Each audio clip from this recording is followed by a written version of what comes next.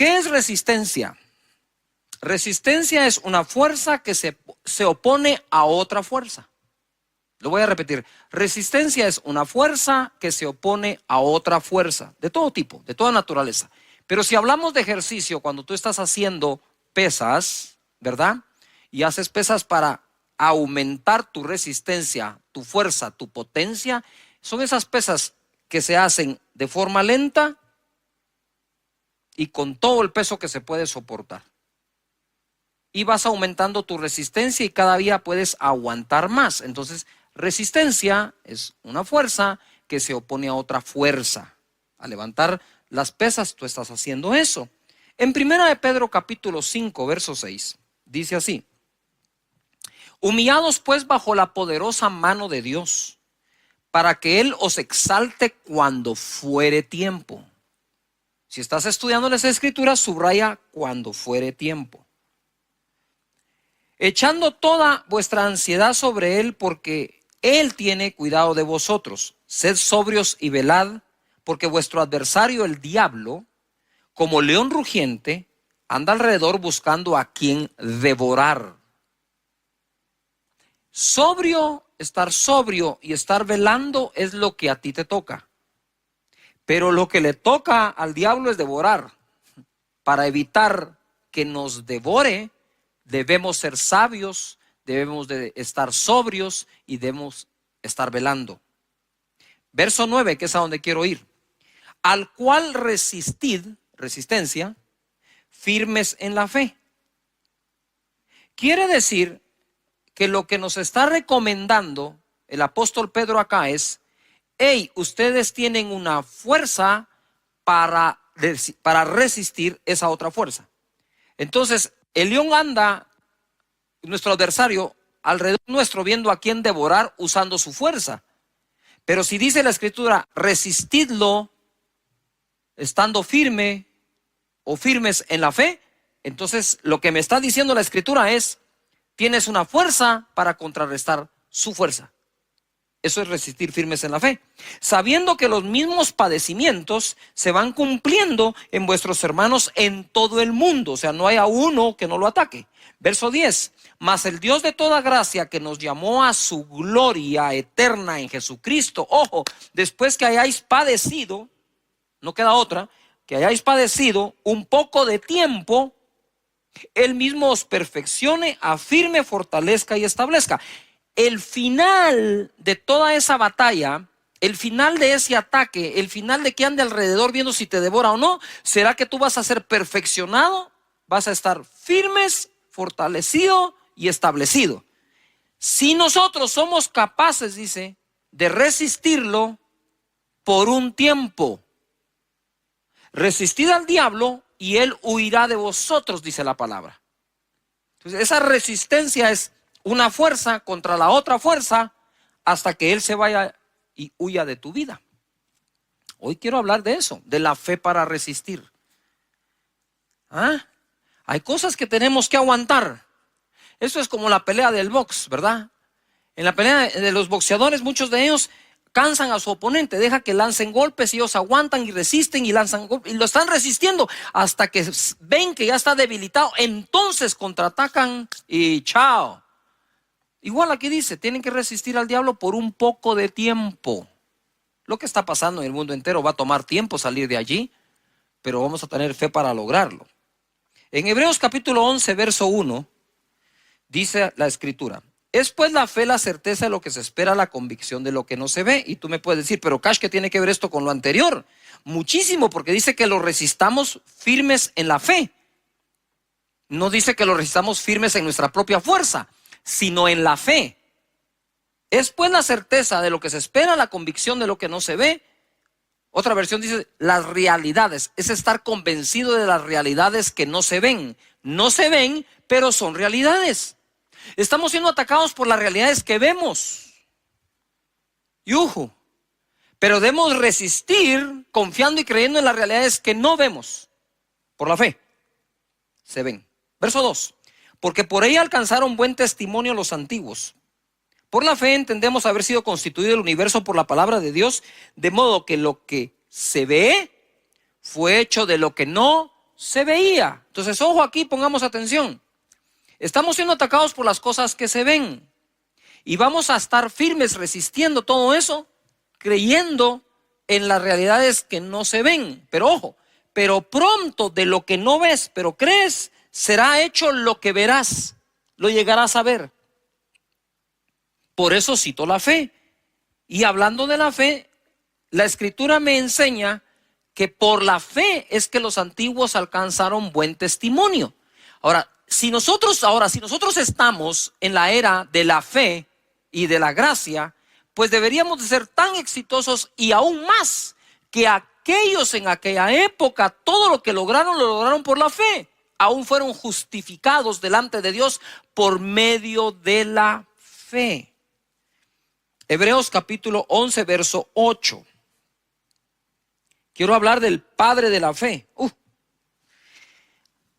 Abraham, cuando yo llegue al cielo por la gracia y misericordia de Dios, si me deja entrar, lo primero que voy a hacer, entre otras cosas, es conocer a todos estos que están en Hebreos 11. Y hay que empezar por el padre de esa fe, que es nuestro padre Abraham. Por la fe Abraham, siendo llamado, obedeció para salir al lugar que había de recibir como herencia y salió sin saber a dónde iba.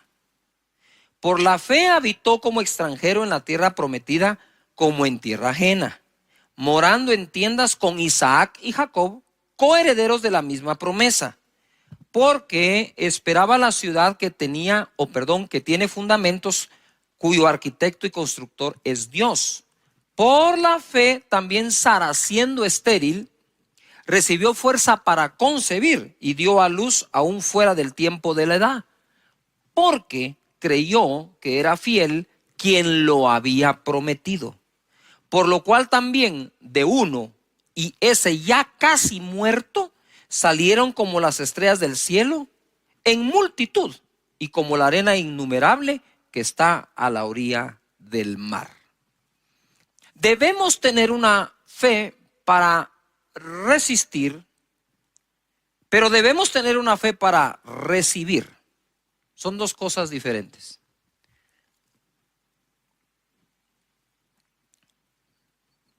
Hace mucho tiempo me topé con un caso en donde fui al hospital a orar por una persona.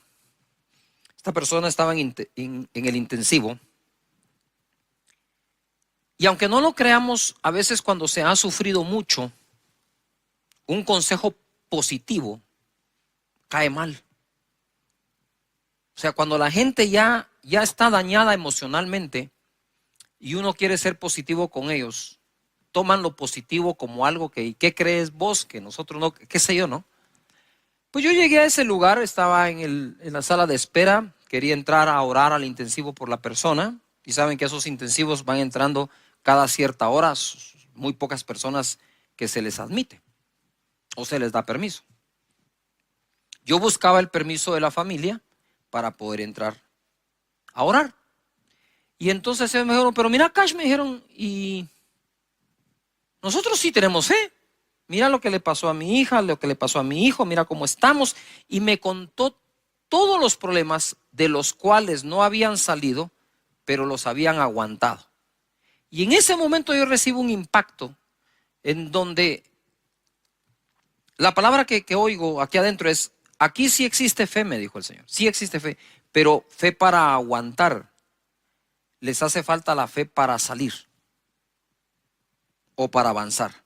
Entonces yo respeté, no dije nada, dije, bueno, muchas gracias, nos vemos. Al otro día pude llegar, entré al intensivo, oré por la persona que, por cierto, bendito Dios sanó. Y justo cuando estábamos orando, estábamos ahí con mi esposa, vienen los demás amigos y familiares, ¿verdad? Porque somos amigos y conocidos. Y en ese momento dije, nos tenemos que ir, ¿verdad? Hay que proteger la fe. Y bendito Dios sanó. Lo que quiero decir con este ejemplo es que muchos de nosotros hemos aprendido a vivir con algunos problemas y hemos desarrollado esa fuerza o esa fe, que no está mal, está buena, para aguantar durante muchísimo tiempo. Pero eso no quiere decir, ni debe implicar en tu vida, que por eso entonces ya no vas a tener la fe para salir de ese problema, sino únicamente la fe para vivir con el problema. Yo entiendo las dos cosas. Hay momentos que tenemos que creer para aguantar, pero no que eso nos robe el creer para salir. Dios te da la fe para aguantar, pero Dios también te da la fe para salir. Abraham salió sin saber a dónde iba. Y la escritura dice, que leímos, que echemos nuestra ansiedad sobre él para que él nos exalte cuando sea tiempo. Ustedes saben que la incertidumbre del futuro motiva muchísimo la ansiedad interna en el corazón de nosotros.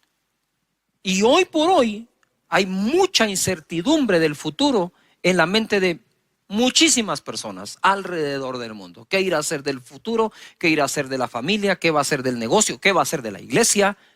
Y todos somos atacados por eso, pero tenemos que contraatacar. Es decir, una fuerza que combate esa fuerza, resistencia, por la fe, estando firmes contra todo eso. Porque tu mentalidad no puede desboronarse, tu estructura mental no se puede corroer, contaminar y destruirse. Debemos mantenernos fuertes en nuestros pensamientos a través de las escrituras. Entonces, mira, Abraham cuando sale sin saber a dónde va. Pero a todos nosotros nos gusta saber, tener algo de certeza de lo que va a pasar en el futuro. ¿Vos me garantizás que si yo hago esto va a pasar aquello? Eso no es sino la voz de la ansiedad, de la incertidumbre, y quieren estar certeros. Pero Abraham, el padre de la fe, se fue sin saber a dónde iba, pero sabía quién iba con él. O sea, todo viaje mientras Dios te acompañe es bueno. Tú dices, pastor, me quedé sin empleo. No eres el único, son miles. La pregunta es, cuando te quedaste sin empleo, ¿Dios te abandonó y te dejó solo, o Dios te está acompañando en esa época y proveyendo para todo lo que necesites conforme sus riquezas en gloria en Cristo Jesús? Y dice la escritura, mira, ya les voy a hablar de cómo llegaron a tener el hijo con Sara, pero él moraba, dice, en tiendas con Isaac y con Jacob, sin haber alcanzado la tierra todavía. Quiere decir que en el camino tuvo a su hijo, tuvo a su nieto y todavía no tenía lo que le habían prometido.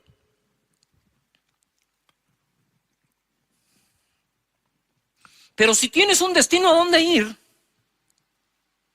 no hay manera de alcanzarlo si paras de caminar. Si paro de caminar y si me detengo, el destino no va a venir a mí. Yo tengo que seguir caminando para alcanzarlo. Sara recibió fuerza para concebir, porque creyó que era fiel quien lo había prometido. Y Abraham, ya casi muerto, de él salió una multitud. Yo escribí esto: hoy muchos tienden a querer asegurar su futuro antes de moverse hacia dicho tiempo. Exigimos demasiado la certeza de cosas antes de tomar decisiones. Sin embargo, el padre de la fe salió sin saber a dónde, confiando en Dios. Habitó junto al hijo y nieto en tiendas, esperando lo que Dios prometió. Y ojo, y no encontrando un sustituto para ello. Él esperaba esa ciudad diseñada por Dios. Y en el camino pudo haber tenido muchas ofertas para sustituir aquello en lo que estaba creyendo. Tú no puedes aceptar sustitutos de la promesa que Dios te ha hecho a ti. Debes continuar estando firme, resistiendo, aguantando, creyendo hasta alcanzar lo que te prometió Dios. Pero muchos en el camino encuentran sustitutos a lo que Dios prometió.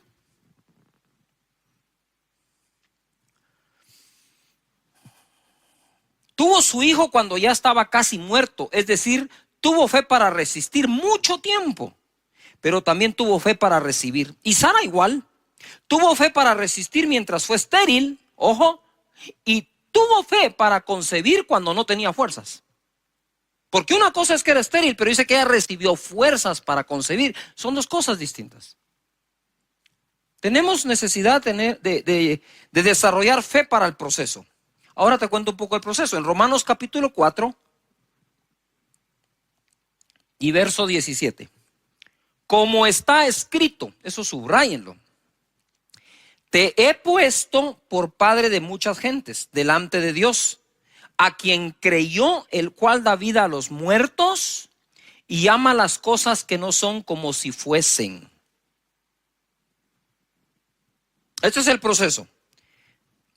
Abraham no se llamaba Abraham, se llamaba Abram. Abram quiere decir el padre es exaltado. Viene Dios y le dice, ya no te llamarás Abram, te voy a poner esta H aquí en medio, te llamarás Abraham, que quiere decir padre de multitudes. Pero Dios llamó a Abraham padre de multitudes sin tener ni un solo hijo. Porque Él llama las cosas que no son como que si fuesen. Y es ahí donde tenemos que resistir a la burla y la argumentación que muchos tienen contra lo que nosotros creemos y nuestra fe. ¿Tú crees que Dios abrió el mar rojo? Ah, pues alguien se va a burlar y dice, ¿cómo se te ocurre? ¿Crees que Jericó se cayó dándole vueltas hasta que se derribaron los muros? ¿Ah? ¿Tú crees que Jesús sanaba enfermos de lejos, a los leprosos, y ni siquiera tocarlos, diciéndole que fueran al sacerdote? ¿Crees que Pedro caminó sobre el agua? Pues esas cosas a la mente de mucha gente son ridículas, y entonces nos tratan de ridiculizar en nuestra fe. Pues lo mismo le pasó a Abraham. Yo me imagino que Sara salía y le decía, hey Abraham, que traducido es, hey, padre de multitudes, porque eso significaba padre de multitudes, y todos padre de multitudes, ya está viejito. Ya no puede, sabemos que el otro es estéril, y encima de eso, orgulloso, ¿va? Prepotente, padre de multitudes. ¿Qué se cree este? Yo no sé si Abraham en algún momento le dijo a Sara, Sara, ya no me digas así, hombre, qué clavo, mira, todo el mundo me mira como que saber que fuera, pues que te vean como lo que sos padre de multitudes, ponete las pilas.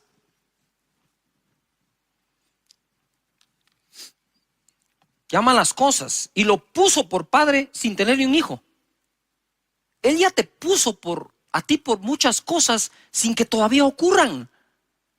Pero es que las cosas no pasan para que creo para que pasen. Te lo repito, las cosas no van a pasar para que creas, porque crees, van a pasar.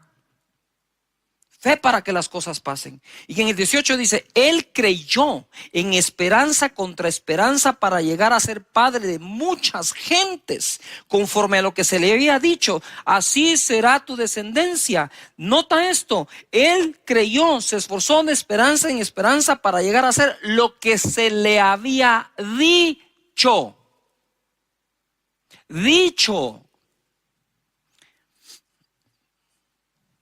Yo podría decirles, miren mis hermanos, aquí la cosa se va a poner más fea. Espero que aguanten, ¿verdad? Ahí nos vemos en el año 2024, al rato ya salimos. No estamos para eso, las personas que tratamos de buscar a Dios para darte una palabra. Estamos para darte una palabra de fe, que la creas. Entonces él dice que se esforzó de esperanza contra esperanza. Hay una versión que fue escrita de otra forma, dice, él se esforzó de esperanza contra todas las demás esperanzas. No se daba esperanza por el viejito Abraham, pero no necesitaba que nadie se la diera. Él sabía lo que creía y sabía en quién creía.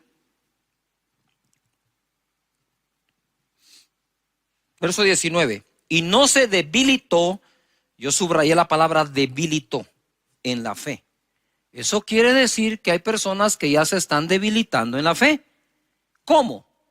Te voy a enseñar cómo no se debilitó y qué hay que hacer para no debilitarte en la fe. Pongan atención, subrayen, escriban en el chat, no me debilitaré en la fe, no me debilitaré en la fe. ¿Cómo? De esta manera. No se debilitó en la fe al considerar su cuerpo, que estaba como ya muerto o ya como muerto, siendo de casi 100 años.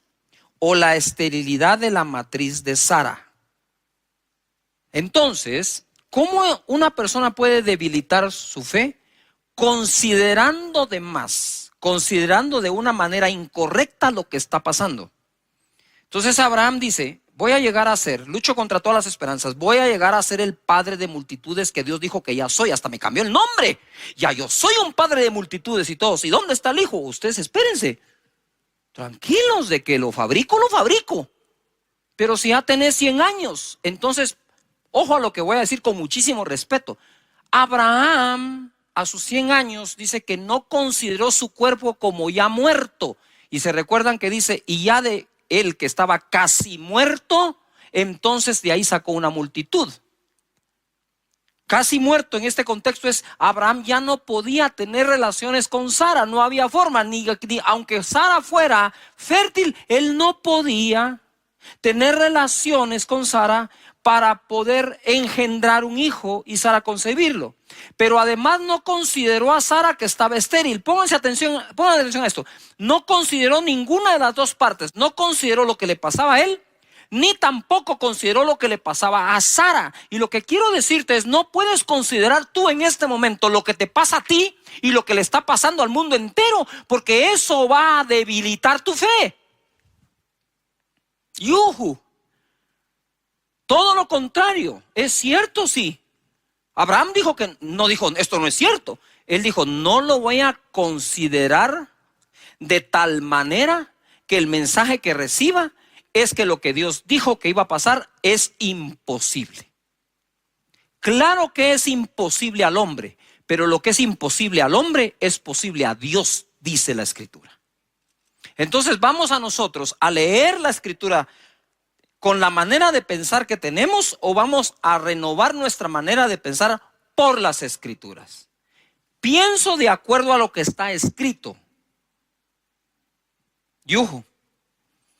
Esto está demasiado bueno. No se debilitó al considerar.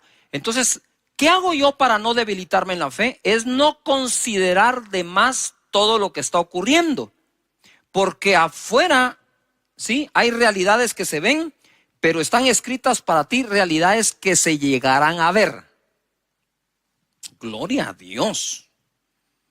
¿Saben qué? Yo después de predicar este mensaje me voy a sentar a oírme. 20 dice, tampoco. Todos pongan en algún lugar, tampoco. No me debilito y tampoco. Dice, dudó por incredulidad. Es que una vez se debilita la fe, lo que viene es la incredulidad.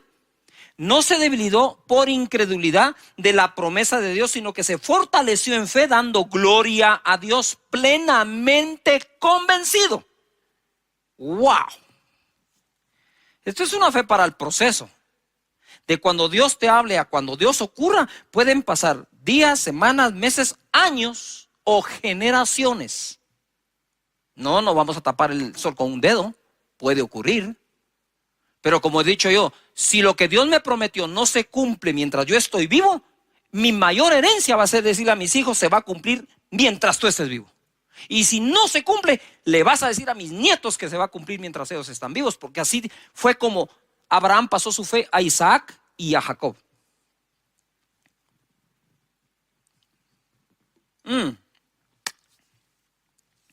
Plenamente convencido de que era también poderoso para hacer todo lo que había prometido, por lo cual también su fe le fue contada por justicia. Por Dios santo. Gloria a Jesús. La fe es lo que justifica. Saben, a mí me trauma Hebreos capítulo 11, en el buen sentido de la palabra. Porque me identifico tanto, porque en Hebreos 11 no hay una sola persona perfecta, ni siquiera cerca de la perfección, ni una sola. Y todos fueron justificados mediante la fe. En Hebreos capítulo 11, verso 17. Entonces ahora Abraham por fin se esforzó, llegó a ser padre de uno. Ahora tenía un hijo. Y ahora viene acá y dice, por la fe Abraham cuando fue probado. Muy bien. Primero puse fe para el proceso. Ahora escribe fe para la prueba. Porque tu proceso pareciera terminar cuando se cumplió una promesa, pero quizás después de cumplirse la promesa vendrá una prueba. Y dice, por la fe Abraham cuando fue probado ofreció, escribe la palabra ofrecer, ofreció a Isaac. El que había recibido las promesas, de nuevo, ofrecía su unigénito. Por eso es que yo le digo, subrayen la palabra ofreció, ofrecer, porque es clave, se está repitiendo. Fue probado, ofreció a Isaac su único al que ofrecía. Habiéndosele dicho, en Isaac te será llamada descendencia. Entonces, la descendencia, ¿de dónde iba a salir ahora? De Isaac. Dios le pide a Isaac y uno podría decir, no, momentito, ¿por qué me vas a pedir Isaac? Si Isaac fue lo que me prometiste, ya me lo diste y ahora Si tú me lo prometiste, me lo diste, ahora, ¿qué voy a hacer yo? Y estuvo dispuesto por una razón. Mira cómo crecía Abraham en fe. Habiéndosele dicho, en Isaac te será llamada descendencia, pensando, pensando, que circular eso, que Dios es poderoso para levantar aún de entre los muertos, de donde en sentido figurado también le volvió a recibir. Por la fe bendijo a Isaac a Jacob y Esaú respecto a cosas venideras. Ay, Padre eterno, no sé qué más decirles. Gracias, Señor Jesús, ¿verdad? Fe para el proceso, fe para la prueba, fe para volver. Lucas capítulo 22, verso 31. Dijo también el Señor: Simón, Simón, he aquí Satanás os ha pedido para zarandearos como a trigo, pero yo he rogado por ti que tu fe no falte. De nuevo, fe. Y tú, una vez vuelto, confirma a tus hermanos. Lo que quiero decir con esto es que probablemente personas que me están oyendo ahora ya perdieron algo o mucho. Pero quiero decirles que estamos orando para que tu fe no falte, y una vez vuelvas, una vez te recuperes, una vez te vuelvas a levantar, sirva lo que pasaste para testificar a los demás y afirmar a tus hermanos, tu familia, tus amigos, tus hermanos en Cristo. Entonces desarrollamos fe para el proceso, fe para la prueba, fe para volver. El colmo de los colmos de la fe es que el escritor de la ley caminó por fe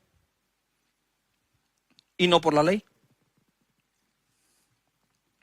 Te lo voy a leer así rápido porque esto es importante. Hebreos 11:23 dice: por la fe Moisés, cuando nació, fue escondido por sus padres por 3 meses, porque le vieron niño hermoso y no temieron el decreto del rey. Por la fe Moisés, hecho ya grande, rehusó llamarse hijo de la hija de Faraón, escogiendo antes ser maltratado con el pueblo de Dios que gozar de los deleites temporales del pecado, teniendo por mayores riquezas el vituperio de Cristo que los tesoros de los egipcios, porque tenía puesta la mirada en el galardón. Mirada, esta es la clave aquí, mirada. Por la fe dejó a Egipto, no temiendo la ira del rey, porque se sostuvo como viendo al invisible. Paren allí. En el verso 26, quisiera que subrayes o encierres o hagas lo que seas, remarques, mirada. En el verso 27, quiero que subrayes viendo. Él se sostuvo como viendo al invisible. Eso es Dios. ¿Estamos de acuerdo? Pero dice que tenía puesta la mirada en el galardón. Yuju. Mientras mantengas tu mirada en el invisible, mientras te sostengas como viendo al invisible, creyendo que Dios está contigo, no hay nada de malo que pongas tu mirada en un galardón. Yuju.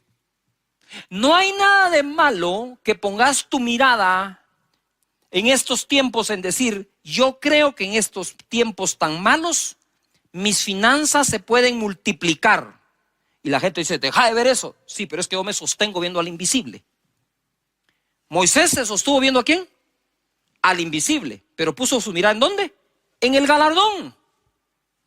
Me encantan esos versos porque rompen con la religiosidad. Tú puedes decir: no, eso no es así. Claro, porque tú estás leyendo de acuerdo a lo que ya pensabas, no estás pensando de acuerdo a lo que estás leyendo. Si pensamos de acuerdo a lo que leemos, no hay nada de malo, ahí está escrito. Y es Moisés, autor de la ley, justificado por la fe. Digo yo: Moisés, ¿qué haces aquí en Hebreos 11 si tú eres autor de la ley? Sí, pero aunque escribió la ley, solo se puede salvar por la fe. Por la fe celebró la Pascua, dice, y la aspersión de la sangre, para que el que destruía a los primogénitos no los tocase a ellos, y declaramos y creemos que no va a tocar nuestra morada todo esto. Por la fe pasaron el mar Rojo como por tierra seca, e intentando los egipcios hacer lo mismo, fueron ahogados. Es que miren, hay fórmulas que no le van a funcionar sino solo a los que creen en Dios y su palabra. Hebreos 11:32. ¿Y qué más digo? Porque el tiempo me faltaría contando de Gedeón, de Barak, de Sansón, de Jefté, de David. Todos ellos tuvieron fe para aguantar, tuvieron fe para resistir, pero tuvieron fe para triunfar. Gedeón estaba escondiendo en el lagar el trigo, porque los madianitas venían y lo saqueaban. Y el pueblo del Señor estuvo seguro en Gosén. Ahí está, en Gosén el pueblo. Y está escondiendo el trigo Gedeón. Tuvo fe para aguantar. Pero un día el Señor le va a dar la victoria después de que él viene, se le presenta, Gedeón le ofrenda y entonces le revela la estrategia. Gedeón tenía 32,000 personas y en un solo día le diezmó el ejército, y en otra instrucción de 32,000 personas, Gedeón se quedó con 300. ¿Qué era eso para combatir a los madianitas? Y Dios le dijo, son muchos y no van a glorificar a Dios. Se van a gloriar en sus propias fuerzas. Así que le quitó Dios. A veces Dios quita, entre comillas, para poder ser Él glorificado y que tú lo conozcas más y que para Él no hay nada imposible. ¿Qué ocurre acá? Se queda con 300 y termina venciendo a los madianitas, donde los mismos ellos mismos se confunden entre ellos y se matan a espada entre ellos. No tuvo que hacer nada más Gedeón que obedecer a Dios. Es impresionante cómo alguien puede tener fe para aguantar y a veces le falta fe para salir. Tienen fe para resistir y les falta fe para triunfar. Te repito de nuevo ahora, el boxeador puede hacer que su enemigo se canse dándole golpes, aguantando los golpes. Y una vez agotado el enemigo, contraataca. Resistamos, dice, en la fe, fuerza que combate otra fuerza. Gedeón empezó a poner excusas. No, yo soy pobre, el menor de mis hermanos. Pues si dice la Biblia que todo el pueblo empobrecía, no había nada extraordinario en que lo fuera también.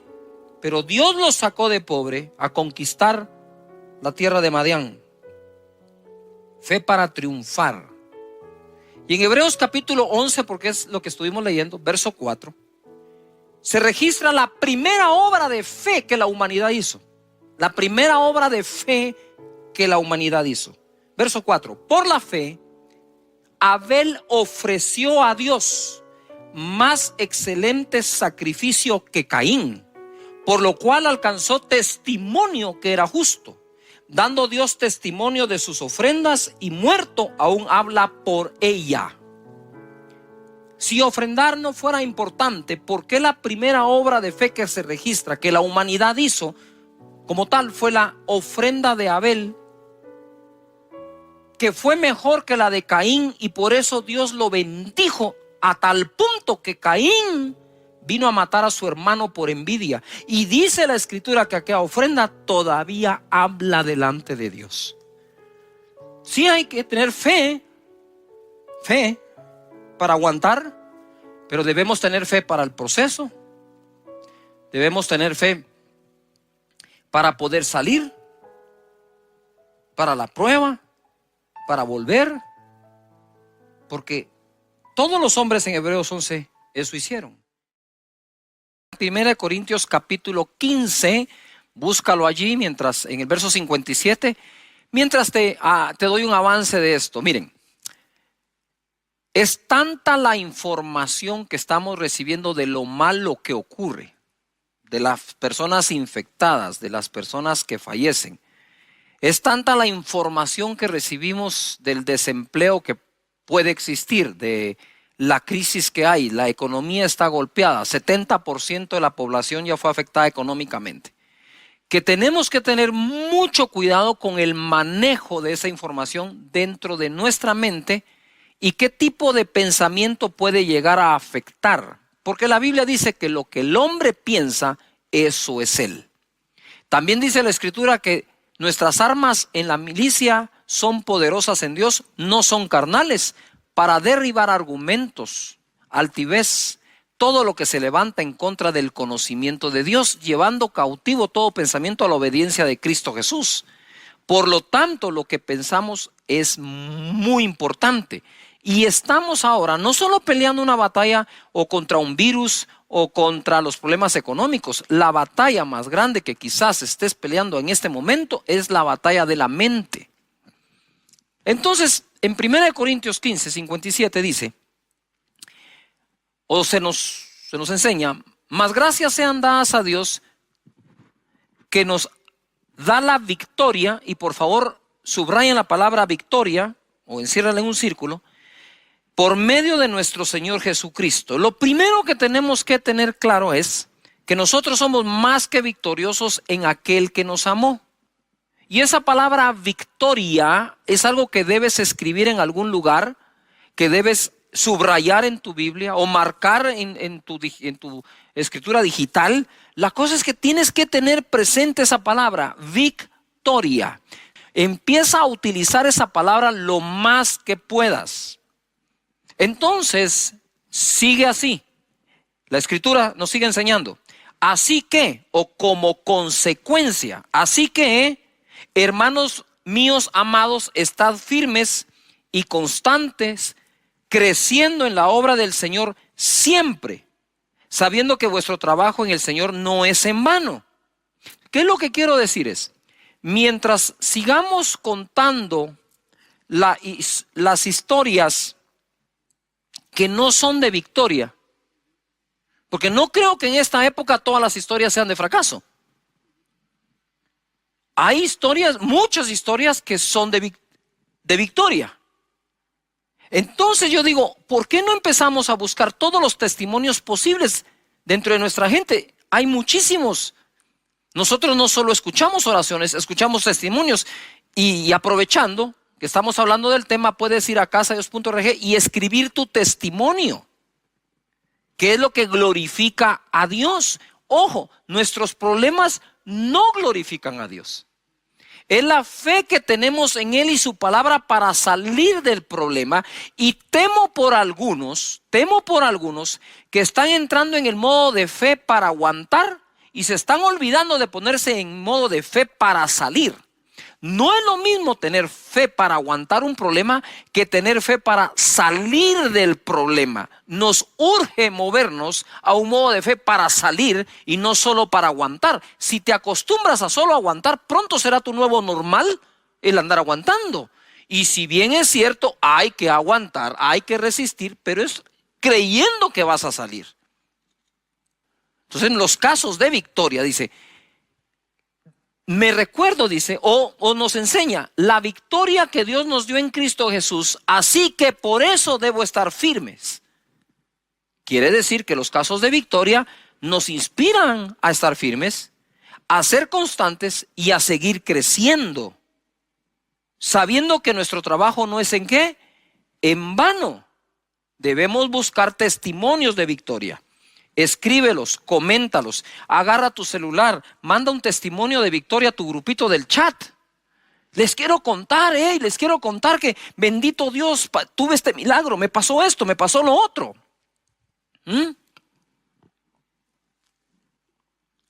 No solo es oren por mí, me quedé desempleado. Es escribir, bendito Dios, ya tengo el empleo. Bendito Dios, ya se abrió la empresa. Bendito Dios, ya sanó el enfermo. Tenemos que llenarnos de esos casos. La segunda cosa que quiero mencionar acá es que en la vida debemos tener ganas de ganar, no solo ganas de participar. Mira lo que dice Pablo en 1 Corintios 9:24. ¿No sabéis que los que corren en el estadio, todos a la verdad corren, todos corren, pero solo uno lleva el premio? Corred de tal manera que lo obtengáis.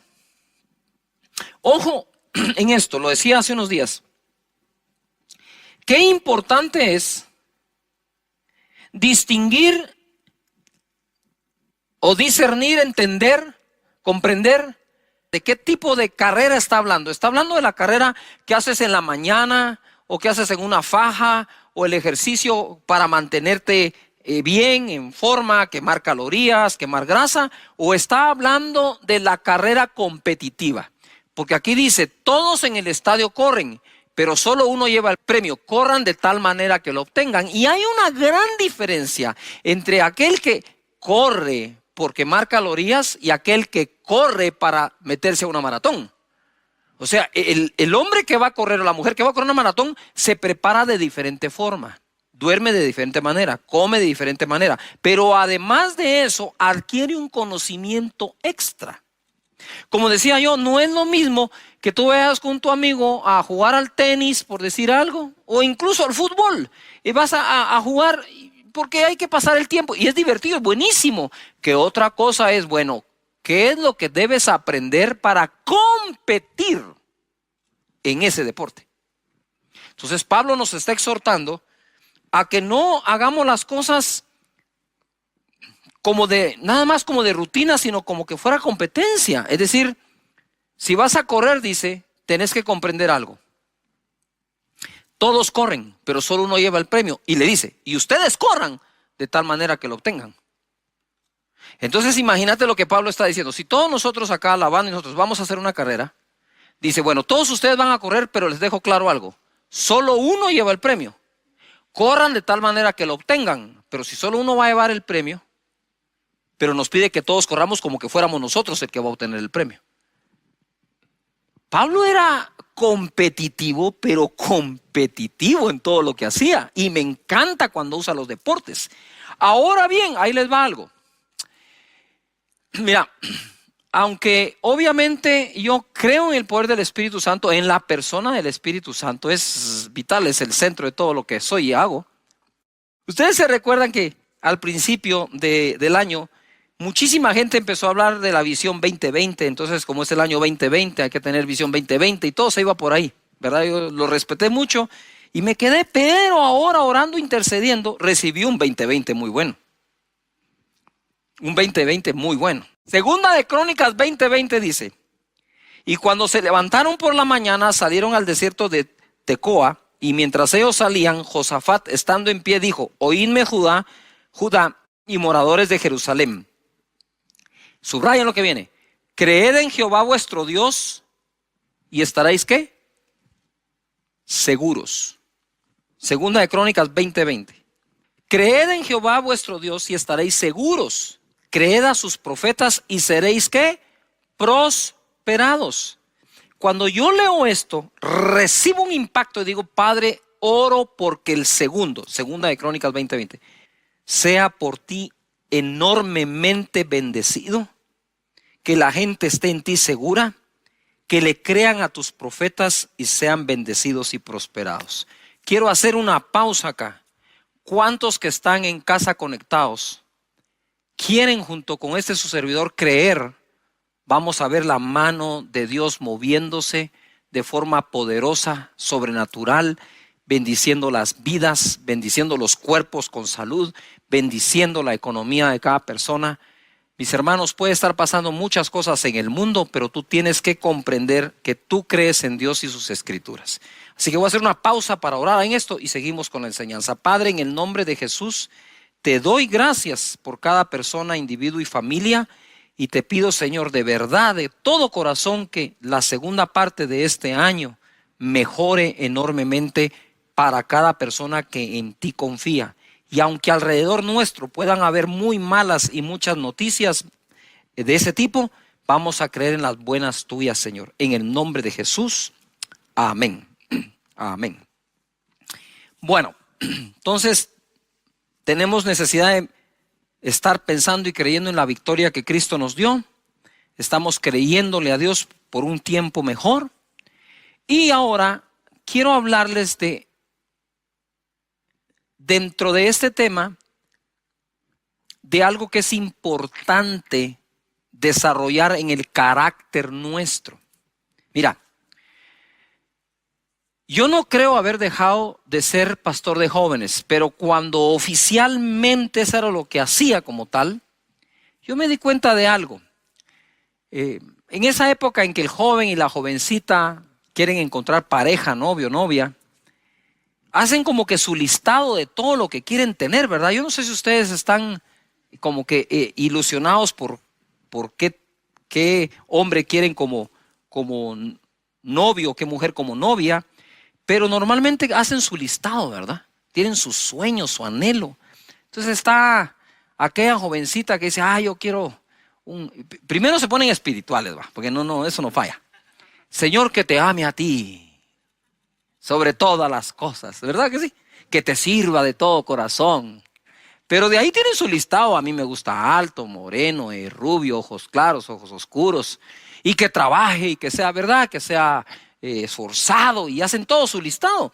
Pero digo yo, y yo le enseñaba a los jóvenes, antes de hacer el listado de lo que quieres recibir y que la pareja tenga, haz el listado de lo que tienes que ofrecer. Yujo. Y les digo esto en son de broma, pero a la vez en serio, porque había una jovencita que, Cash, mira, estoy orando por mi novio, seguramente Dios tiene mi pareja y yo quiero que sea trabajador y que tenga una maestría. Le digo, mira, discúlpame, le digo yo, pero a mí en tu casa me han contado que no te está yendo bien en los estudios, eso sí, tenés el listado de lo que querés, de lo que demandás, pero no has hecho el listado de lo que ofreces. Y así nos pasa en todos lados. La gente está buscando un trabajo y lo primero que hacen es, bueno, ¿cuánto paga? ¿A qué hora entro? ¿A qué hora salgo? ¿Cuál es el día libre? ¿Qué ofreces? Y esta época no está para andar demandando mucho, está para incrementar nuestra oferta. Para eso tenemos que agregar valor a nuestra vida, valor a nuestro conocimiento para tener algo mejor que ofrecer. Porque si hay una crisis de empleo, no te puedes dar el lujo de no incrementar aquello que tengas o puedas ofrecer. En 2 de Reyes capítulo 4 verso 1 dice, una mujer de las mujeres de los hijos de los profetas clamó a Eliseo diciendo, tu siervo, mi marido, ha muerto. Y tú sabes que tu siervo era temeroso de Jehová y ha venido el acreedor para tomarse 2 hijos míos por siervos o esclavos. Y Eliseo le dijo, ¿qué te haré yo? Declárame qué tienes en casa. Y ella dijo, tu sierva ninguna cosa tiene en casa, sino una vasija de aceite. Al parecer la mujer se dio cuenta que sí tenía algo después de declarar que no tenía nada. Porque de verdad que una pequeña vasija con aceite era insignificante para la crisis que le había dejado el marido. Hay cosas que a mí me cuesta comprender. Dice que esta es mujer de uno de los hijos de los profetas. Y le dice a Eliseo, tu siervo. Entonces el marido de esta mujer era siervo de Eliseo. ¿Sí? Y Eliseo fue un hombre acostumbrado a ver el poder de Dios sobrenatural. Pero el hecho que veamos o deseemos ver el poder sobrenatural de Dios no nos exime de ser sabios, inteligentes en lo que hacemos y prepararnos. Esa mezcla es la mezcla que siempre he tratado de buscar en la vida. Dios es sobrenatural y hará lo sobrenatural. Pero Moisés incluso fue educado. ¿Y qué de Sadrach, Mesach y Abednego? ¿Y qué de Daniel? ¿No buscaban la sabiduría de estos jóvenes? El mismo Nabucodonosor, el rey de Babilonia, buscaba la sabiduría que estos tenían. Entonces es una, ¿cómo dijera eso? Como encontrar ese punto de equilibrio, porque Dios te da lo sobrenatural como te da el conocimiento y la ciencia y la inteligencia y el consejo y la prudencia. Es el mismo Dios que hace una, es el mismo Dios que te da la otra también. Y no entiendo cómo este hombre, siendo se supone discípulo de Eliseo, dejó endeudada a la viuda. Me cuesta entenderlo, muchísimo. Pero, ¿verdad? ¿Por qué cuesta entenderlo? Por ese estereotipo que tenemos de los hombres de Dios que no pueden fallar en nada. Eso es una gran mentira, fallamos en muchísimas cosas. Somos vulnerables igual que todos, cometemos errores igual que todos, ¿verdad? Entonces este hombre quizás cometió ese error de dejar endeudada a la viuda y ahora venía un problema mayor. tenía que pagar la deuda entregando a sus hijos como esclavos. ¿Qué madre quiere eso? Nada, imagínate. Quedas viuda y encima de eso endeudada. No hay con qué pagar la deuda. Te piden a los hijos como garantía. Y ahora lo que tienes es una vasija con aceite. Decime si no se parece a las situaciones que estamos viviendo hoy. Quiero decirte que el luto que la humanidad está viviendo hoy no se trata solo de un ser querido que pudo haber fallecido. El luto se suman muchos, la pérdida del trabajo, la pérdida de una oportunidad que justo era en ese momento cuando todo empezó. Hay muchas cosas pasando y por eso le decía, la batalla mental es muy fuerte y tenemos que pelearla llenando nuestra mente de palabra de Dios, de escrituras, de promesas de Dios, de confianza en Él. Verso 3. El profeta le dijo, ve y pide para ti vasijas prestadas en todos tus vecinos. Vasijas vacías, no pocas, le dijo. Entra luego y enciérrate tú y tus hijos y echa en todas las vasijas y cuando una esté llena, ponla aparte. Le dio hasta un método para hacerlo. Y se fue la mujer y cerró la puerta, encerrándose ella y sus hijos. Y ellos le traían las vasijas y ella echaba el aceite. Cuando las vasijas estuvieron llenas, dijo a uno de sus hijos, tráeme aún otras vasijas. Él le dijo, no hay más vasijas. Entonces cesó el aceite. Vino ella luego y le contó al varón de Dios, y el cual dijo, ve y vende el aceite y paga a tus acreedores, y tú y tus hijos vivid de lo que quede. ¿Ya se dieron cuenta ustedes la combinación entre lo sobrenatural que ocurrió? Eliseo le dijo, ¿sabes qué? Toma esa vasija, pide prestadas vasijas vacías de todos tus vecinos, no pocas sino muchas, y empieza a llenar. Cada vez que termines de llenar una vasija, ponla aparte.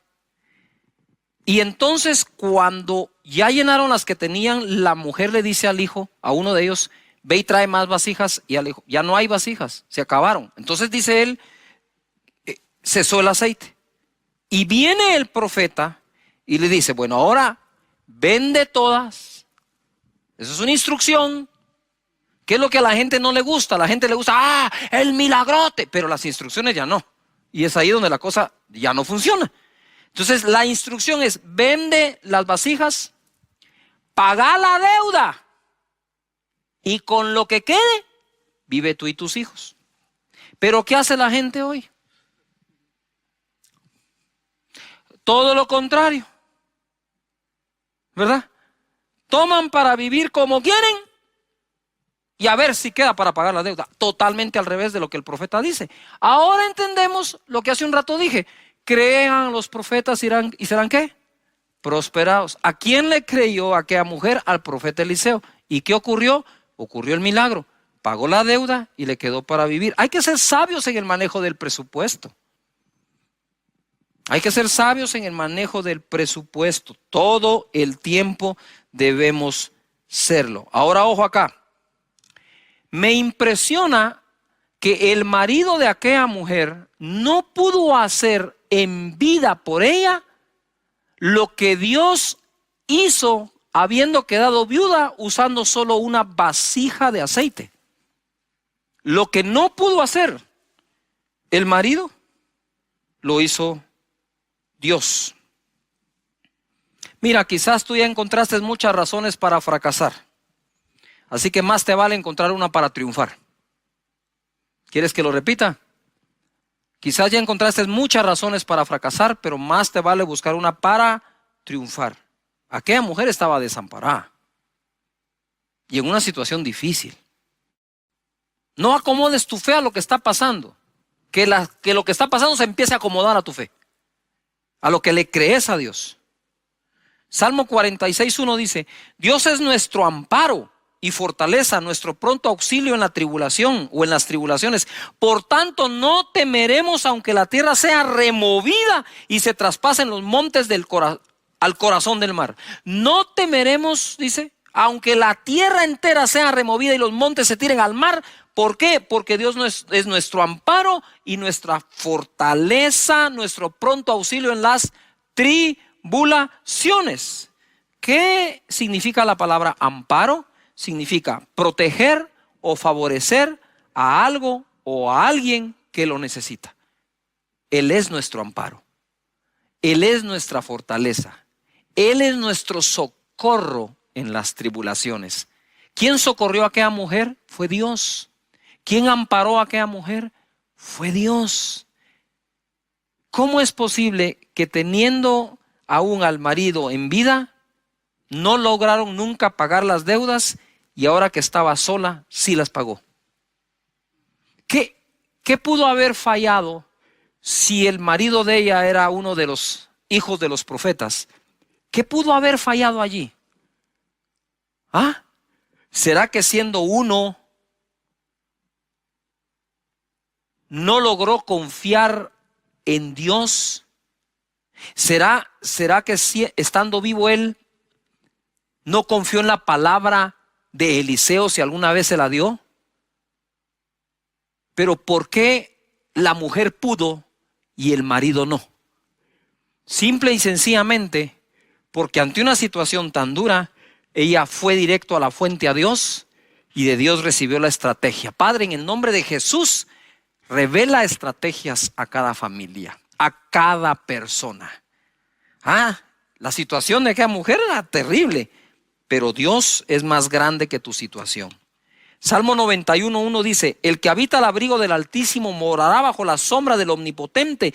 Diré yo a Jehová, esperanza mía y castillo mío, mi Dios, en quien confiaré. Date cuenta, el que habita al abrigo del Altísimo morará bajo la sombra del Omnipotente. Diré yo. Lo repito, perdón, diré yo. ¿Qué tú tienes que decir? Diré yo, Jehová, esperanza mía y castillo mío, mi Dios, en quien confiaré. El desamparo puede llevarnos a la tristeza y la depresión, pero también puede llevarnos a buscar a Dios como nunca antes y ser amparados por Él y terminar morando bajo su omnipotencia. Y nada nos será imposible. Ojo, lo mismo que deforma a las personas, forma a otras personas. Aquella mujer, al quedar desamparada debido a la muerte de su cónyuge, tuvo un encuentro con la omnipotencia de Dios. No digamos con el Dios de la omnipotencia. Y notar esto. Personas, por ejemplo, cuando lo rechazan, de verdad se vuelven personas resentidas, malas, haters. Pero otros, cuando han sido rechazados, se vuelven empáticos, aman al prójimo, y lo mismo que deformó a uno es lo mismísimo que formó al otro. Hijos que que vimos disuelto el hogar de nuestros padres, nos convertimos en personas de bien, y otros, por menos de eso, se convirtieron en personas de mal. Aquella mujer se pudo haber convertido a saber en qué. Al quedar viuda, desamparada, se pudo haber amargado, y no que los profetas, sino que, y este que era tu siervo, mira lo que está pasando. Nosotros conocemos la buena historia en medio de la crisis, pero pudo haber sido una mala historia también. Eso va a depender de la reacción que tú tengas ante todo lo que está pasando a tu alrededor. Lo que ofrecemos ensancha nuestro camino. Proverbios 18:15 dice: el corazón del entendido adquiere sabiduría, y el oído de los sabios busca la ciencia. La dádiva del hombre le ensancha el camino y le lleva delante de los grandes. Adquiere sabiduría y ciencia, dice. Mas la dádiva, ¿qué es lo que dice? La dádiva del hombre le ensancha el camino. En Proverbios 3:16, ¿qué es lo que debes adquirir? Proverbios 3:16 dice: largura de días está en su mano derecha, en su izquierda riquezas y honra. El contexto es: bienaventurado el hombre que adquiere sabiduría.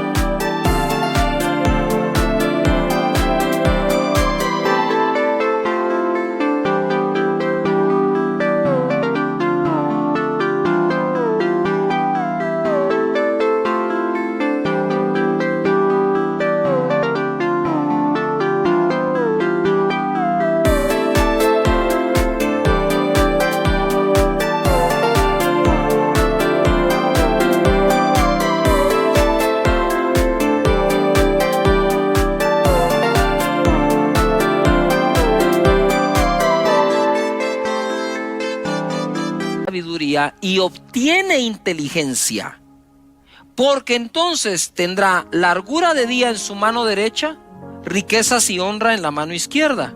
Y como me dijo un amigo mío, este proverbio a mí me dice que Dios quiere que llegue a viejito de forma honrosa y bendecido. Y en el Proverbios 22:4, que es de mis favoritos, dice así: riquezas, honor y vida son la recompensa, la remuneración de la humildad y del temor de Jehová. Si en serio tienes un corazón humilde y respetas a Dios, pues ¿qué es lo que ofrece las Escrituras? No, olvídate de mí. ¿Qué dice Proverbios? No, ¿qué dice Cash Luna? ¿Qué dice Proverbios? Riquezas, honor y vida son la recompensa de la humildad y el temor de Jehová. Entonces te lo voy a parafrasear. Dios quiere que obtengas tus ganancias de forma honrada sin perder la vida. Mira esto, te va a gustar. Dios quiere que obtengas tus ganancias, ingresos, riqueza, de forma honrada sin perder la vida. Entonces hay quienes obtienen sus ganancias de forma honrada, pero se viven enfermando del estrés que tienen. Pero la voluntad de Dios es que obtengas tu ganancia de forma honrada sin enfermarte por el trabajo que tienes. Ahí tú puedes ver el bienestar total de Dios. Dice: sí, yo te quiero bendecir económicamente, pero quiero bendecirte con principios y valores y manera de trabajar de forma honrada, y que puedas tomar tu tiempo para descansar y usar la inteligencia que te doy para trabajar, para que no necesites enfermarte mientras haces tu ganancia de forma honrada. Entonces la voluntad de Dios es tan global que dice: está bien, te voy a bendecir económicamente, te voy a bendecir formando tu carácter y cuidando tu salud. ¿Qué más quieren? Dios está presente en todas las áreas de tu vida. Ahora bien, vuelvo de nuevo a Proverbios 18:15. El corazón del entendido adquiere sabiduría, lo que acabamos de enseñar, y el oído de los sabios busca ciencia. Pero la dádiva del hombre le ensancha el camino y le lleva adelante de los grandes. Entonces puedes ser muy sabio, puedes tener mucho conocimiento, pero lo que te lleva delante de los grandes hombres es lo que das. Lo que das me refiero a lo que ofreces. Yuhu. Es esa oferta que brindas de tus servicios, de tu trabajo, de lo que sabes hacer o de lo que estás aprendiendo a hacer. Eso es lo que te ensancha el camino, dice la Escritura. Mira, dice acá la palabra en Proverbios 18:15, ahí mismo, pero en la versión Dios habla hoy: los sabios e inteligentes adquieren los conocimientos que buscan. Con un regalo se abren todas las puertas y se llega hasta la gente importante. Cuando hablo aquí de un regalo, ¿qué tal si en esta época ofreces tus servicios a las personas de tal manera que les des una muestra de lo que puedes hacer sin necesidad de cobrar? Le dice: pastor, ¿de qué está hablando usted? No, pero es que aquí dice, ¿verdad? Esto, lo que quiero decirte es: deja que la gente pruebe tu trabajo. Que lo pruebe, a ver si les gusta. Haz un pequeño proyecto esperando que te den el otro, no sé. Pero aquí está clara la Escritura, ¿no? Esa mentalidad de demandar en lugar de ofrecer no es la mejor manera de salir adelante, nunca, y menos en este momento. En Éxodo 1:13 y 14 dice: y los egipcios hicieron servir a los hijos de Israel con dureza y amargaron su vida con dura servidumbre en hacer barro y ladrillo y en toda labor del campo y en todo su servicio, al cual los obligaron con rigor. Capítulo 3, verso 18 dice así: y oirán tu voz e irás tú y los ancianos de Israel al rey de Egipto, y les diréis: Jehová, el Dios de los hebreos, nos ha encontrado. Por tanto, nosotros iremos ahora camino de 3 días por el desierto para que ofrezcamos sacrificios a Jehová nuestro Dios. Cuando yo leí esto, dije: wow, ¿qué pasó aquí? ¿Por qué Dios lo primero que le pidió al pueblo es salgan y ofrezcan? Porque la mentalidad de ellos ya había sido afectada por generaciones de esclavitud que no creían ser capaces de ofrecer algo. Ya el pueblo estaba subyugado a ver si alguien les daba algo. ¿Cómo Dios podría conquistar la tierra prometida con todo un pueblo cuya mentalidad había sido rebajada a eso? Y por eso Él va a forzar su mente a que crean que pueden ofrecer algo. Que puedan ofrecer algo. Me recuerdo que estuve yo en un país en Noches de Gloria. Terminábamos muy tarde y nos llevaron a comer a un restaurante. Fuimos ahí, comimos, cenamos. Ya era muy tarde y nos sirvieron muy bien. La atención fue espectacular. Y entonces yo le dije al mesero, mire, fíjese que nosotros, ese día todavía no había Noches de Gloria, era otro día. Le dije, fíjese que mañana tenemos un evento y vamos a salir bastante tarde. ¿A qué hora cierran ustedes? Y él me dijo, no importa a qué hora cerramos, nosotros lo podemos esperar a la hora que sea, me dijo. Pero mire, le dije, podría ser 1, 2 de la mañana. No importa, nosotros lo esperamos. Wow, dije yo. Efectivamente, dije, qué actitud más buena. Fuimos a comer al otro día, muy tarde, y el mesero con una actitud impresionante. Entonces yo pensé, este hombre debe ser el dueño. Y le pregunté, mire, ¿usted es el dueño de este restaurante? No, me dijo, yo no soy el dueño, soy un mesero. ¿Y por qué se queda tan tarde? Mire, me dijo, es que si tiene tiempo le cuento la historia así breve. Me dijo, yo fui un empresario, gané mucho dinero, vino la crisis, vino la espiral, todo se vino abajo. Yo solía ir 4 veces al año a Estados Unidos a vacacionar con mi familia, me dijo. Y entonces sí, pero este es el único empleo que tengo ahora, me dijo. Mi empresa cerró, quebré. Así que si usted quiere y su equipo venir a comer a las 3 de la mañana, aquí vamos a estar a las 3 de la mañana, no importa. Y yo me fui de espaldas. Dije, este hombre se va a volver a levantar seguro. Porque no está pensando sino en qué tiene que ofrecer. Yo quisiera orar hoy por todos ustedes para que Dios les bendiga en su vida física, salud, familiar, como esa viuda, pero que no crean que están desamparados porque están amparados por Dios. Y que Dios bendiga tu iniciativa, tu trabajo de tus manos y salgas adelante. Y que te dé ideas para tener algo que ofrecer. ¿Les parece que oremos? Padre, en el nombre de Jesús, muchas gracias por la vida. Gracias por las oportunidades y los ejemplos que en las Escrituras encontramos como esta viuda. Señor, que sepamos que tú eres el amparo nuestro y el amparo de todos. Señor, en el nombre de Jesús, te pido para que exista paz en el corazón y en la mente de las personas. En el nombre poderoso de Jesucristo, muchas gracias. De que dieron la mía extra, o aquellos siervos que hicieron solo lo que se les pidió, son llamados siervos inútiles. Para ser siervos útiles, hacemos más de lo que nos piden, ¿verdad? Esa es la enseñanza de Jesús, tanto a los líderes como a seguidores, como a todas las personas. Debemos aprender este principio para todos nosotros. Luego de eso vimos cómo fue promovido David. David no fue promovido por lo que el papá le ordenó hacer, lo hizo, fue al campamento de sus hermanos que estaban en batalla contra Goliat. Él llevó unos quesos, unos panes y regresó con prendas de sus hermanos para decirle a su padre que ellos estaban bien. Pero fue promovido porque él mató a Goliat, que nadie se lo pidió, él mismo se ofreció a hacerlo. De tal manera que cada uno de ellos fue recibiendo la promoción porque hizo más allá de lo que se les pidió. Entonces ahora quiero, habiendo resumido un poco esto, continuar ese mensaje que dimos. En Génesis capítulo 22, verso 8, ustedes se recordarán que tuvimos o tenemos la historia de Abraham cuando Dios le pide a su hijo y va a subir el monte para sacrificarlo. Entonces ahora ya me voy yo a ese momento en que sube con su hijo Isaac.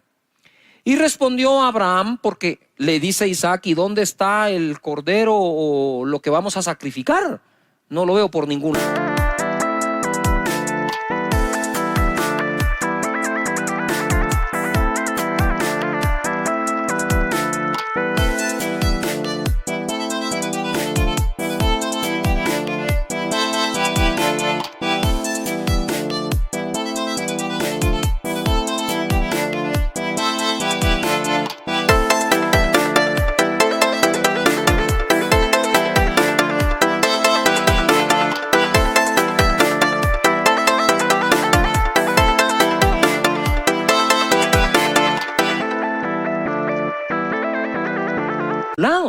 Y entonces Abraham le contesta: Dios se proveerá de cordero para el holocausto, hijo mío. E iban juntos. ¿Tú te imaginas para Abraham subir el monte y contestarle al hijo: Dios se proveerá cordero para el sacrificio, tú tranquilo, hijo mío? Y el hijo no sabía lo que le podía esperar. En el verso 9, cuando llegaron al lugar que Dios le había dicho, edificó allí Abraham un altar y compuso la leña y ató a Isaac su hijo y lo puso en el altar sobre la peña. Y extendió Abraham su mano y tomó el cuchillo para degollar a su hijo. 11. Entonces el ángel de Jehová le dio voces desde el cielo y le dijo: Abraham, Abraham. Y él respondió: heme aquí. Y dijo: no extiendas tu mano sobre el muchacho ni le hagas nada, porque ya conozco que temes a Dios, por cuanto no me rehusaste tu hijo, tu único. Entonces alzó Abraham sus ojos y miró, y he aquí en sus espaldas un carnero trabado en un zarzal por sus cuernos. Y Abraham fue y tomó el carnero y lo ofreció en holocausto en lugar de su hijo. O sea, sustituyó al hijo por un carnero, cosa que Dios no le pidió. Dios no le pidió el carnero, que quede claro. Esto ya es de la voluntad de Abraham, más allá de la obediencia de Abraham. Y llamó a Abraham el nombre de aquel lugar: Jehová proveerá. Por tanto se dice hoy, en el monte de Jehová será ¿qué? Provisto. Y llamó el ángel de Jehová a Abraham por segunda vez desde el cielo. ¿Se recuerdan que la palabra Jehová Jireh, Jehová proveerá? Ese nombre fue mencionado por Abraham hacia Dios ese día. Y de ahí todo, sí, Jehová Jireh, Jehová Jireh. Y a veces no sabemos de dónde viene. Viene de esto. En el verso 16 le dice el ángel: por mí mismo he jurado. Anota esa palabra, jurado. Ponle, jurado. Por mí mismo he jurado, dice Jehová, que por cuanto has hecho esto, que fue sacrificar el carnero, y no me rehusaste tu hijo, tu único hijo, el cual Dios le pidió, de cierto te bendeciré y multiplicaré tu descendencia como las estrellas del cielo y como la arena que está a la orilla del mar, y tu descendencia poseerá las puertas de sus enemigos. Le he puesto por título la enseñanza de hoy: el día que Dios juró. Él dice que nosotros no podemos jurar, simple y sencillamente porque ¿por qué podemos jurar? Sin embargo, Dios, no encontrando otro mayor que Él por quien jurar, juró por sí mismo. Mira, una cosa es cuando Dios nos habla y nos hace una promesa, otra es cuando la jura. Sabemos que aunque no lo jure, Él las va a cumplir, porque Dios no miente. Pero entonces, ¿por qué jura? Dice que el juramento se pone para el final de toda discusión, como para decir: mira, te estoy pidiendo que me creas y por lo tanto te lo voy a jurar. Eso lo hace Dios. Nosotros los hombres, dice Él, no juréis, pero Él sí lo hace. Ahora, aquí quiero que noten algo que es bien importante. En Hebreos capítulo 6, verso 13, el escritor de Hebreos va a citar este mismo hecho, este acontecimiento. Pero para que quede claro a qué se refiere con que te bendeciré, porque eso es muy amplio. O sea, Dios te bendiga, eso es muy amplio. No sé si me explico. Otra cosa es, por ejemplo, cuando le dijeron a María: y bendito sea el fruto de tu vientre. Entonces, cuando Hebreos, o el escritor de Hebreos, va a citar esto, dice de esta manera, o lo escribe de esta forma. En el verso 6 del capítulo, en el verso 13 del capítulo 6. Porque cuando Dios hizo la promesa a Abraham, no pudiendo jurar por otro mayor, juró por sí mismo, diciendo: de cierto te bendeciré ¿con qué? Abundancia, y te multiplicaré grandemente. Este escritor, para dejarnos claro a qué se refería cuando dice te bendeciré, él dice te bendeciré con abundancia. yo quiero pedirles un favor a todos. En esta época que estamos viviendo, ya hay gente que se autoabandonó. Dijo, no hay nada que hacer, no hay nada por qué luchar, que esto se quede así, ya definitivamente no voy a encontrar trabajo, no puedo abrir una empresa. Y yo digo, si ya encontraste 10 razones para fracasar, más te vale que busques una buena razón para triunfar. Y creo que una buena razón para salir adelante es que Dios juró bendecirnos de esta manera a Abraham y su simiente. Ahora quiero que pongan un poquito de atención a esto, porque se pone súper interesante. Ustedes que están acá, pónganle atención a esto. A parar un poco. Mira, ¿qué fue lo que Dios le pidió a Abraham? ¿A su hijo qué? A su hijo Isaac, a su único. Lo va a presentar en sacrificio cuando el ángel le dice, hey, no hagas eso, no hagas eso. Ya yo sé que temes a Dios al no rehusarle al hijo único. Entonces él voltea a ver, encuentra al carnero trabado en un zarzal, lo toma y lo sacrifica en lugar del hijo. Entonces, por la fe se dio por sacrificado Isaac, ¿verdad?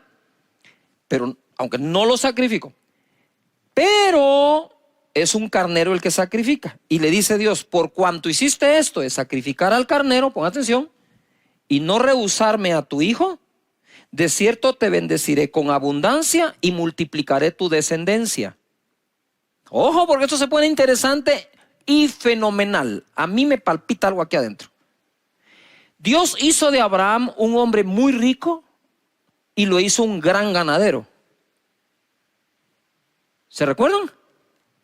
Eso surge del sacrificio del carnero. Le dice, te bendeciré con abundancia. Se refería a la multiplicación de ese carnero. Y multiplicaré tu descendencia. ¿Por qué tu descendencia? Porque le ofreció a su hijo. Entonces iba a ser bendecido en su descendencia e iba a ser bendecido en todo lo que significaba o representaba el carnero. Pero nosotros debemos ser sinceros con Dios y decirle, Señor, me urge que bendigas la economía de mi casa, de mi hogar, de mi empresa. Ustedes saben que solo en Guatemala, según las noticias nos dicen, el 70% de la población ya fue afectada económicamente. Si pretendemos salir de forma natural, es difícil que lo logremos, pero si nosotros vamos delante de Dios como fue Jacob, ¿sí? Como fue Abraham, como fue Isaac, que de hecho somos tan bendecidos como ellos, porque el libro de Gálatas dice que la bendición de Abraham nos fue dada a los gentiles en Cristo Jesús. En ese monte donde ocurrió eso, no porque fue al monte y dijo, voy a subir al monte a hacer una declaración. No, él no subió a hacer al monte una declaración, él subió al monte a ofrecer. Y ofreció a su hijo, a quien le dijo, hey. Dios no ha pedido sacrificios humanos, solo hizo para probar a Abraham. Era su único. Y al ponerlo ahí, Dios le dijo, voy a multiplicar tu descendencia por cuanto no me negaste al hijo. Y te voy a bendecir con abundancia por cuanto sacrificaste el carnero. Las dos cosas, el carnero eran el trabajo, el negocio, digamos, al que Abraham se dedicaba. Y el hijo su descendencia. Dios bendiga nuestra descendencia y bendiga nuestro trabajo. Así que escríbelo. Dios bendice mi descendencia. Dios bendice el fruto de mi trabajo. Escríbelo allí. ¿Esto está bueno o no? Va. Entonces, a eso lo puedes unir acá. 2 Corintios 9:10 dice. 2 Corintios 9:10. Y el que da semilla al que siembra y pan al que come, proveerá y multiplicará vuestra sementera y aumentará los frutos de vuestra justicia. Por favor, si pueden ustedes circular, subrayar o escribir en algún lugar la palabra sementera. ¿Qué es lo que Dios va a multiplicar? Ok, Él va a proveer y multiplicar ¿la qué? Sementera. ¿Sí o no? ¿Dónde está qué?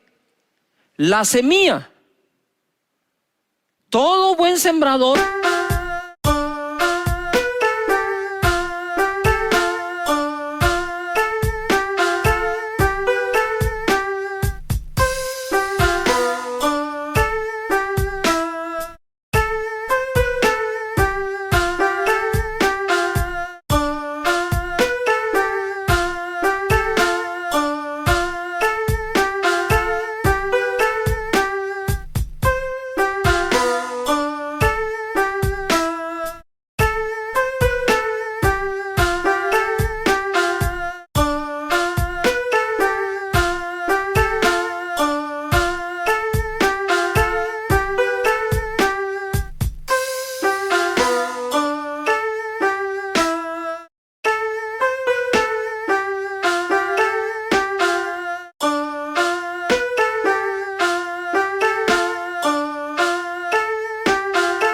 sabe que debe escoger su mejor semilla si quiere tener su mejor ¿qué? Cosecha. Y entonces dice acá, aumentará los frutos de vuestra justicia, y el fruto proviene obviamente de la semilla. Abraham, de nuevo, quiero volver a él. Él dijo, voy a aumentar, voy a bendecir, ¿sí?, tu sementera, por lo tanto tu descendencia. ¿Cómo puede ser posible que Abraham llegó a ser ese padre de multitudes que Dios le dijo, mira al cielo y si puedes cuenta las estrellas porque así será tu descendencia? Pero para pasar allí le dijo, ¿me darías tu hijo? Para Abraham ya sé que sí, por lo tanto multiplicaré tu descendencia. Ah, y me trajiste un carnero, y te voy a bendecir con abundancia. Allí en ese monte pasó eso, y en ese monte es donde a Dios se le nombra Jehová Jireh, Jehová nuestro proveedor. La situación no es fácil para nadie, está difícil, está complicada. Pero aquellos que confían que es Dios el proveedor, duermen en paz porque saben que Dios se las va a arreglar para hacer llegar recursos a tu familia o a tu trabajo. Noten algo. Abraham le dijo a su hijo, Dios se proveerá. Dios se proveerá. No dijo Dios proveerá, dijo Dios se proveerá cordero. Sin embargo, lo que encontró en el monte fue un carnero. Entonces ahora hablemos de cómo Dios se proveyó cordero. Juan 1:29. El siguiente día vio Juan a Jesús que venía a él y dijo, he aquí el cordero de Dios que quita el pecado del mundo. Ahora sí, Dios se proveyó ¿qué? Cordero. Mira, él exigía al cordero sacrificado para el perdón de pecados. Esos corderos los traían y el sumo sacerdote se encargaba del sacrificio.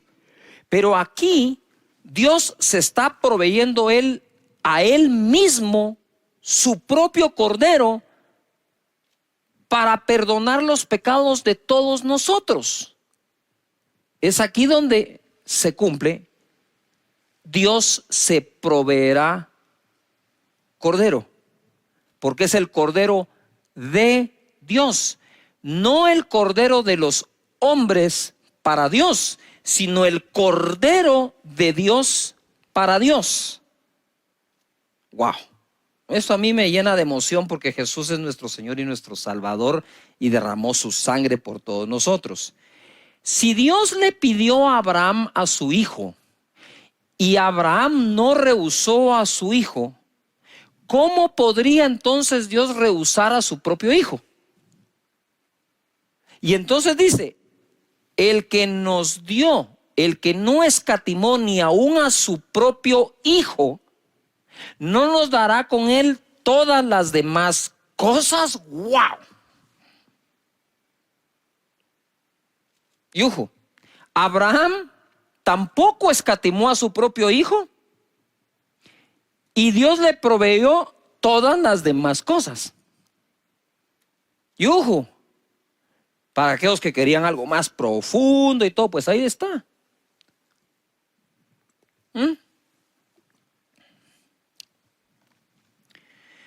Es impresionante lo que ocurre con Jesús, Cordero sacrificado. Efesios 5:1. Ahora sí, agárrense de la silla donde quiera que estén. Esto se va a poner de mejor todavía. Efesios 5:1 dice, sed pues imitadores de Dios como hijos amados, y andad en amor como también Cristo nos amó. Subrayen amó, amar. Como también Cristo nos amó y se entregó a sí mismo por nosotros. Cordero de Dios. Lo que viene, por favor, subráyalo, porque esto te va a quitar algunas cosas que en la mente quizás te han puesto, personas que sin leer tan solo dan opiniones. Subraya lo que viene, creo que va a ser muy edificante para tu vida. Él se entregó a sí mismo por nosotros, ofrenda. ¿Qué palabra está ahí? Ofrenda, estoy hablando de Jesús. Sacrificio a Dios en olor fragante. Entonces, ese sacrificio que Jesús hizo en la cruz fue la ofrenda de Jesús para con su Padre. El equivalente a lo que Abraham iba a hacer con Isaac. Dios no lo dejó, dijo, si no me rehusó su hijo Abraham, viene Dios y no nos rehúsa a su propio hijo. Mira, una cosa es creer en el sacrificio que Jesús hizo, y otra cosa es ver el amor de Dios de haberlo entregado por nosotros. Si hay algo que el ser humano no aguanta, es ver a sus hijos sufrir. Yo quisiera que nos pusiéramos a pensar por un momento qué vivió, qué sintió, por qué pasó Dios Padre cuando vio a su hijo en la cruz del Calvario.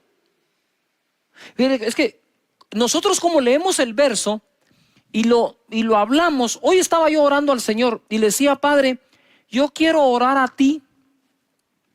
Y cuando oro normalmente uso los versículos porque me amparo en lo que está escrito para que mi oración sea más eficiente o más eficaz delante de Dios.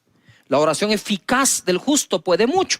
Entonces le digo, antes de empezar a hablarte, Señor, yo sé que cito tu palabra cuando oro, pero no la quiero citar como que te estuviera predicando. Ya. Sino la quiero citar como aquel que la está creyendo, que te estoy creyendo a ti. Y mientras leía este verso decía, Señor, ¿qué pudo haber sentido el Padre de ver a su hijo en la cruz del Calvario? Espérame, porque el que lo dio, de tal manera amó Dios al mundo que dio a su hijo, el que lo dio fue el Padre. No sé si me logro explicar. Jesús en la cruz del Calvario, que puso su vida voluntariamente, nadie me la quita, yo la pongo para volverla a tomar, dijo, fue entregado por el Padre.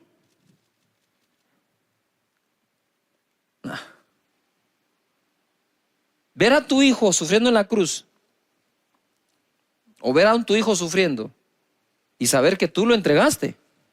No estoy hablando que tú lo traicionaste, ese fue Judas. Eso es otra cosa. Estoy hablando de la entrega de darlo al mundo por nosotros. Eso debe haber sido no quiero ni imaginar lo que vivió Dios.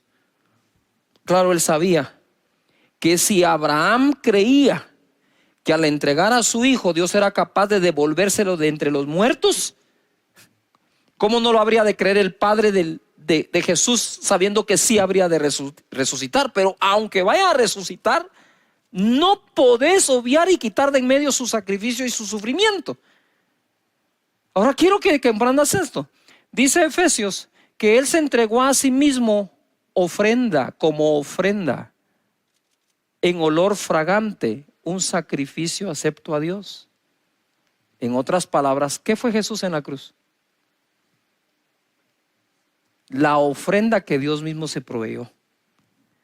Yo digo, Padre, pero si nosotros podemos ofrendarte, ¿por qué te tenías que proveer tu propia ofrenda? Y ahora tiene sentido cuando Él dice, Él da semilla al que siembra. Él es el que la da. Él es el que la provee. No le damos a Dios nunca nada que Dios no nos haya dado antes. Si le vamos a dar algo a Dios es porque Él ya lo dio a nosotros. Mira lo que dice Filipenses capítulo 4 verso 15. Y sabéis también vosotros, oh filipenses, que al principio de la predicación del Evangelio, cuando partí de Macedonia, ninguna iglesia participó conmigo. Ninguna iglesia participó conmigo en razón de dar y recibir, sino vosotros solos. No podemos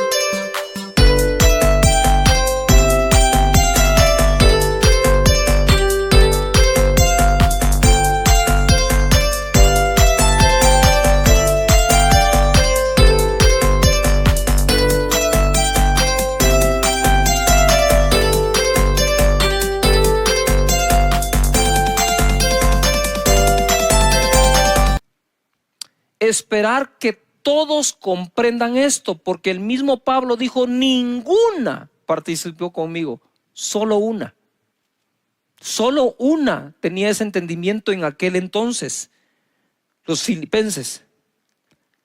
Y no es que busque dádivas, sino que busco fruto que abunde en vuestra cuenta. Pero todo lo he recibido y tengo abundancia, estoy lleno, habiendo recibido de Epafrodito lo que enviasteis, olor fragante, sacrificio acepto, agradable a Dios. El mismo calificativo que le dio al sacrificio de Jesús en la cruz, sacrificio agradable a Dios en olor fragante, es el mismo calificativo que le da a nuestras ofrendas. Entonces, mientras algunos te pueden criticar por hacerlo, juzgar, señalarnos, perseguirnos, Dios dice, no. Eso es sacrificio agradable a mí en olor fragante. Lo que enviasteis. Y cuando dice enviar, como que estamos en esa época, ¿no? De buscar la manera de enviar la ofrenda. El 19 es la palabra que te tengo acá. Mi Dios pues suplirá todo lo que os falta conforme a sus riquezas en gloria en Cristo Jesús. Mi Dios pues suplirá todo lo que os falte conforme a sus riquezas en gloria en Cristo Jesús.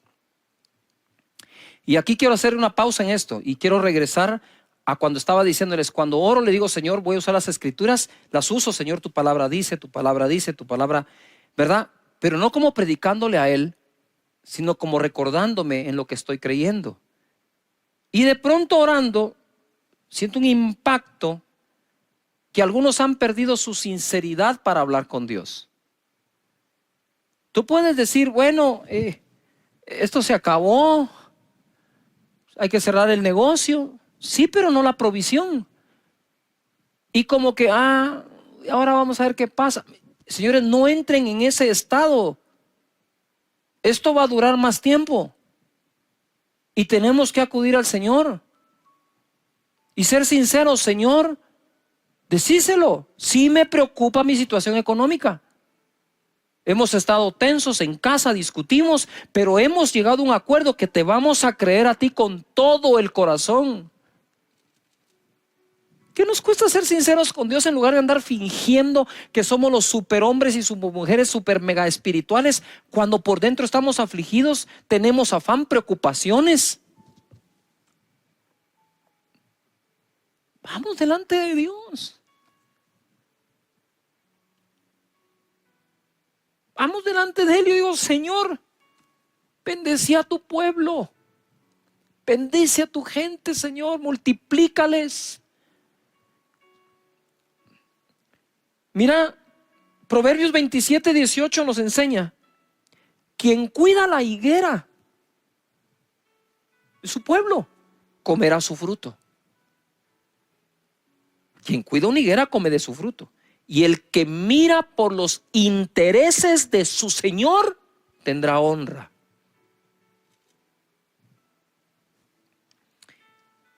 Y quiero irme a esta historia porque vimos cómo Jacob combatió al espíritu de Labán, que le bajaba el salario y lo dejaba sin nada, y reinventó su manera de procrear a los carneros, a las cabras y las ovejas, y Dios bendijo la reinvención. Y así pudo combatir a Labán.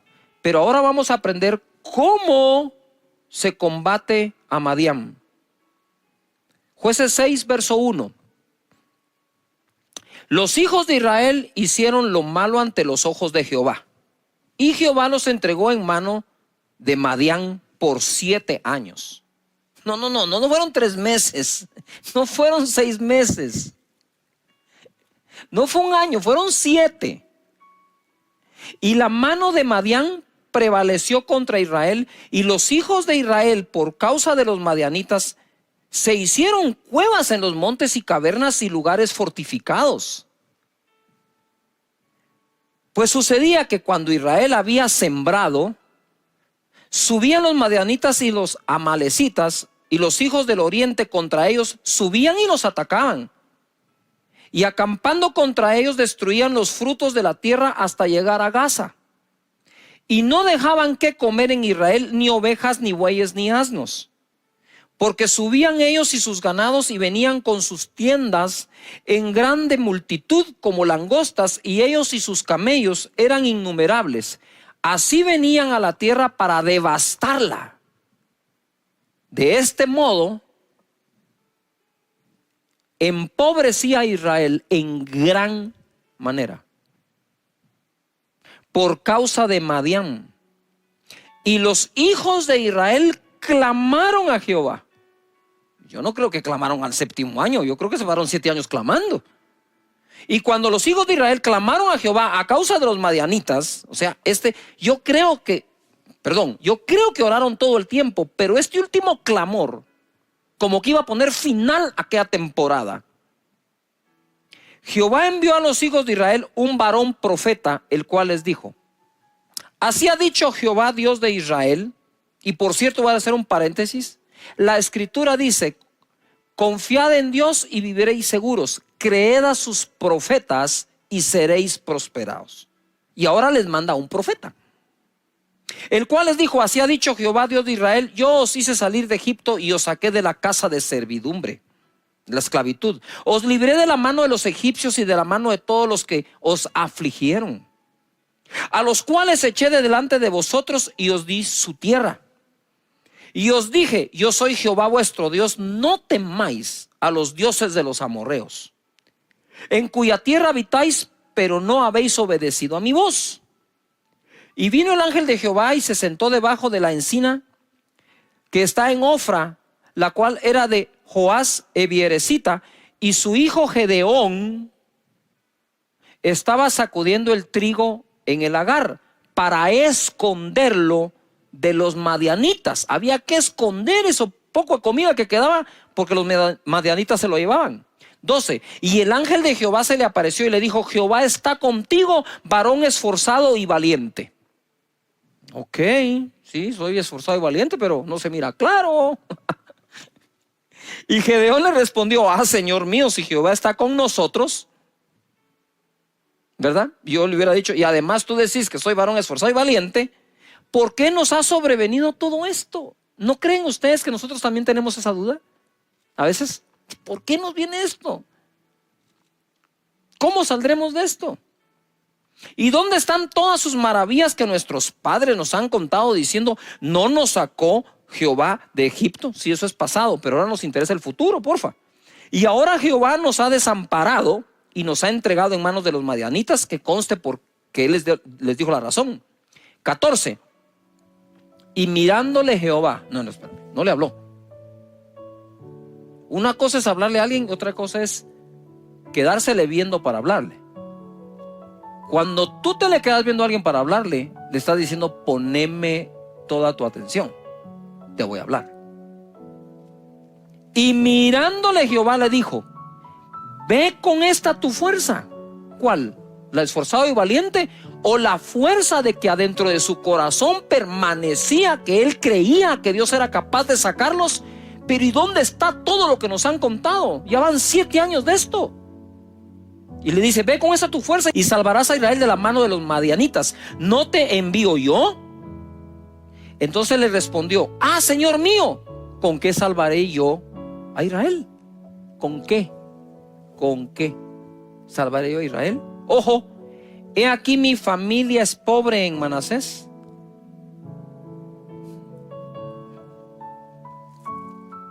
y yo el menor de la casa de mi padre. Pregunto, a ver, estudiantes,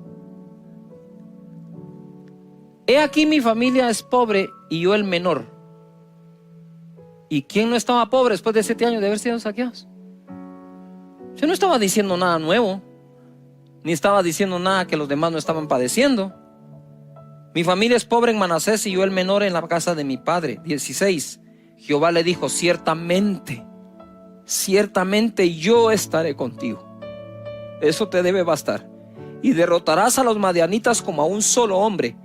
Y él respondió: yo te ruego que si he hallado gracia delante de ti, me des señal de que